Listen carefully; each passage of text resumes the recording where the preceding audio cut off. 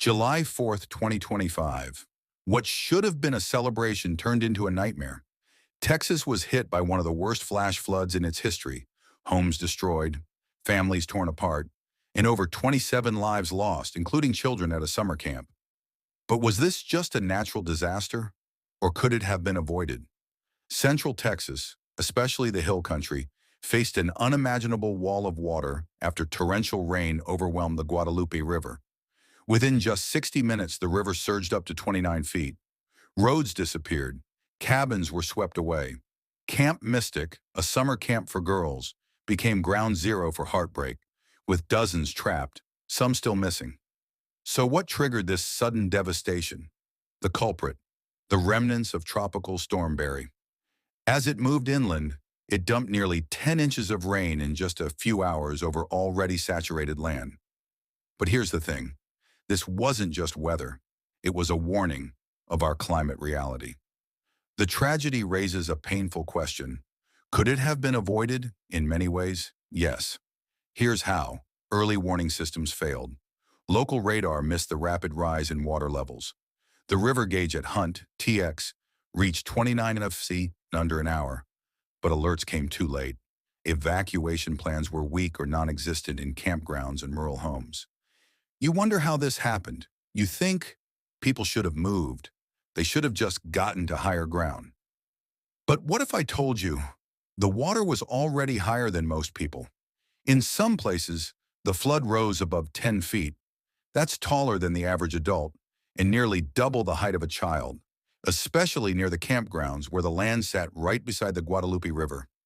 That river didn't just rise, it exploded. The camp was in a valley. No time, no escape. Roads disappeared. Cell signals failed. And in the dark, with sleeping children, the river came crashing in, faster than anyone could move. What should have been done?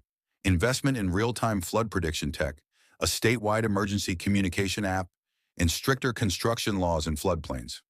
Despite having time to prepare, state and local governments didn't mobilize soon enough. Disaster declarations came only after the flooding began. The Coast Guard and FEMA were reactive, not proactive, and budget cuts to environmental monitoring didn't help. Yes, we have satellites, radar, and predictive models. But here's the problem.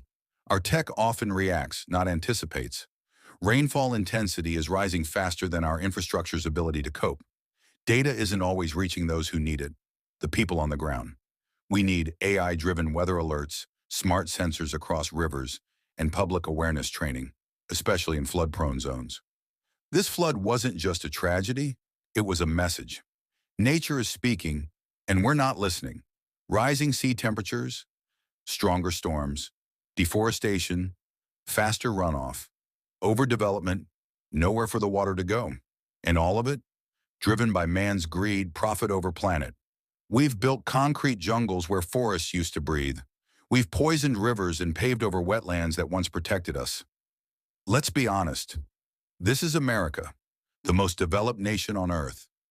Satellites in the sky, weather radars on every coast, a $25 billion emergency management budget.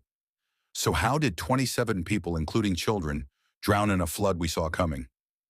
I've heard people ask, was this on purpose? Did someone let this happen? I don't believe it was intentional, but it was preventable, and to me that's even worse. This wasn't just a natural disaster. This was a policy failure, a tech failure, a human failure. Scientists warned about flash flood risks in hill country. Climate models showed Texas was heating up and drying out until storms broke loose. And still, we kept building in flood zones. We paved paradise and prayed nothing would happen. We weren't caught off guard by nature. We were caught ignoring it. If this moved you, share it. Don't let their deaths go ignored. Speak their names, demand better.